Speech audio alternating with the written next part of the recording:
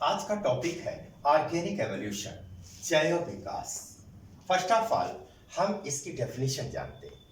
परिभाषा में देखें, जैव विकास किसे कहते हैं। जैव विकास एक सरल जीव से ही जटिल जीवों का विकास, अर्थात निम्न श्रेणी से ही उच्च श्रेणी के जंतुओं का विकास हुआ है। अर्थात एक कोशिकीय से ही बहुकोशिकीय जंतुओं का विकास हुआ है। जीवों के इसी क्रमिक परिवर्तन को ही ऑर्गेनिक एवोल्यूशन या जैव विकास कहते हैं। परिभाषा लिख लीजिए, बहुत इंपॉर्टेंट है, ये बोर्ड एग्जाम में पूछी जाती है। देखें, निम्न श्रेणी के जंतुओं से, निम्न श्रेणी के जंतुओं से ही उच्च श्रेणी के जंतुओं का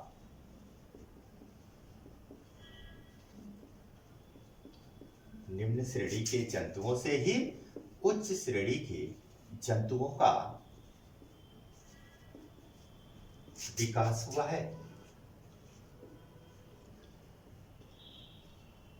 अर्थात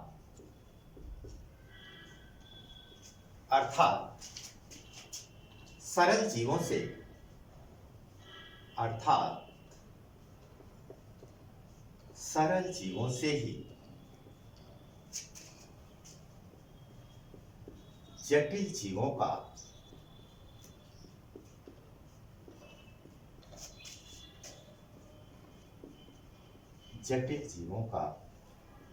विकास हुआ है।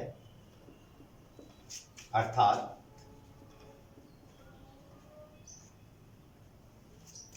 एक कोशिकीय से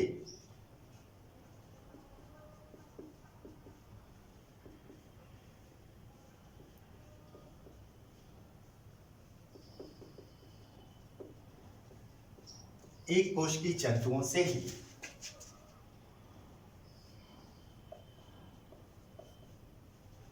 बहुकोशिकीय या मल्टीसेलुलर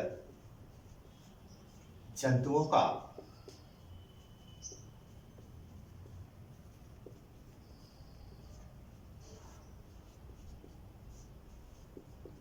विकास हुआ है। जीवों के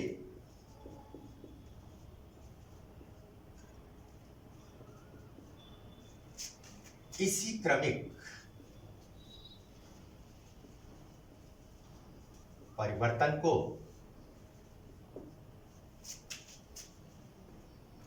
ही जैव विकास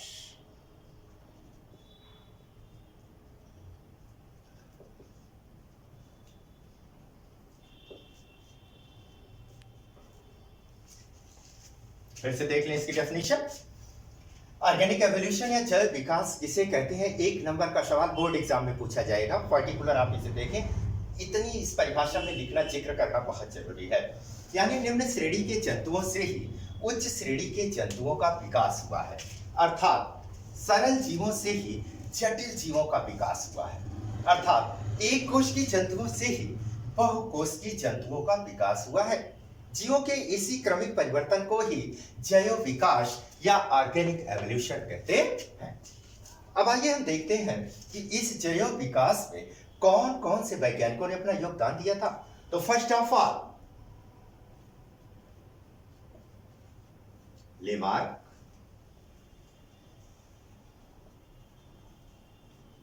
डार्विन तथा ह्यूगो डेवरिज, इन तीन वैज्ञानिकों ने जैव विकास के बारे में अपना सिद्धांत प्रस्तुत करके जैव विकास की पुष्टि किया था। तो फर्स्ट ऑफ ऑल अगर हम सबसे पहले लेमार्क की बात की चर्चा करें, तो हम सबसे पहले लेमार्क का पूरा नाम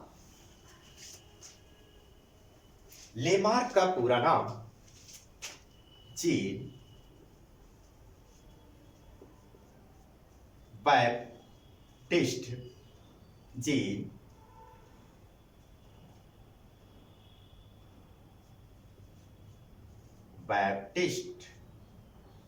डी लेमार्क था।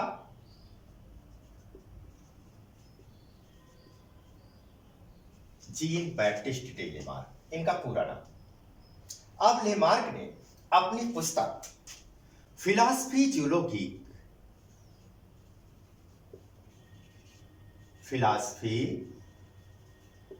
जूलॉजिक नामक पुस्तक में इन्होंने अपने सिद्धांत को प्रतिपादित किया था। Philosophy zoology, that is a very important question. 1 number का सवाल पूछा जाता है कि लेमार्क की पुस्तक का क्या नाम था।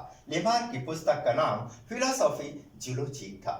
इन्होंने फिलॉसफी जूलॉजिक में पूरा जैव विकास के बारे में अपना सिद्धांत प्रस्तुत किया था, जिसे लेमार्कवाद या इसे उपार्जित लक्षणों की वंशागति का सिद्धांत भी कहते हैं। उपार्जित लक्षणों की वंशागति का सिद्धांत भी कहते हैं। आइए देखते हैं कौन कौन सा लेमार्क का सिद्धांत था। तो इन्होंने 3 पॉइंट दिया था। नंबर 1, वातावरण का सीधा प्रभाव।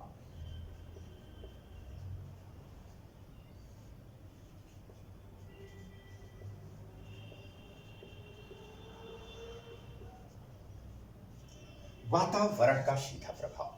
दूसरा था अंगों का उपयोग और अनुप्रयोग।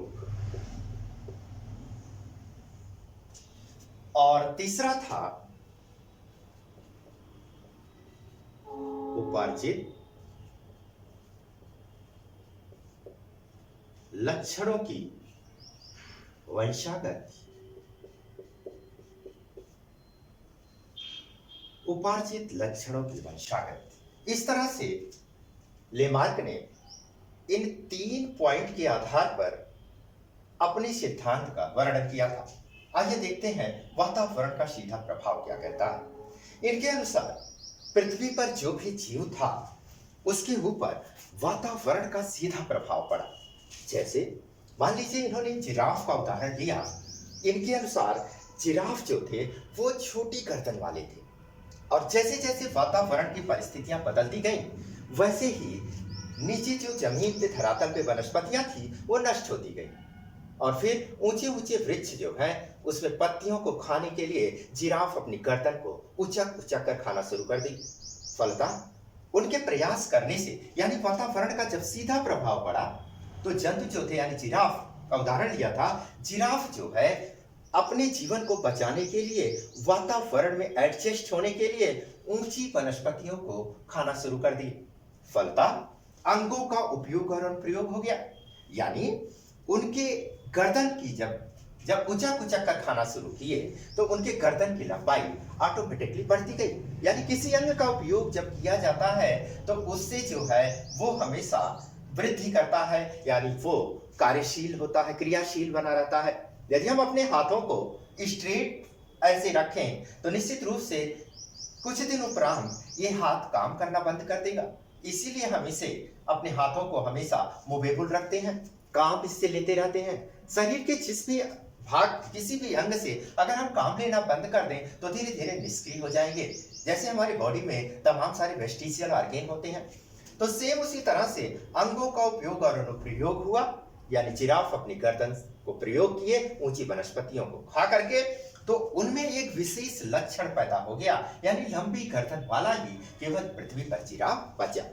निश्चित रूप से जिराफ के अंदर एक उपार्जित लक्षण डेवलप हो गया, एक ऐसा लक्षण जो और के लक्षण से बिल्कुल डिफरेंट था, यानी उसे उपार्जित लक्षण कहा गया। इस उपार्जित लक्षण वाले जिराफ ने जब प्रजनन किया तो उनकी संतान जो थे वो ऑटोमेटिकली लंबी गर्दन वाले उत्पन्न हुए।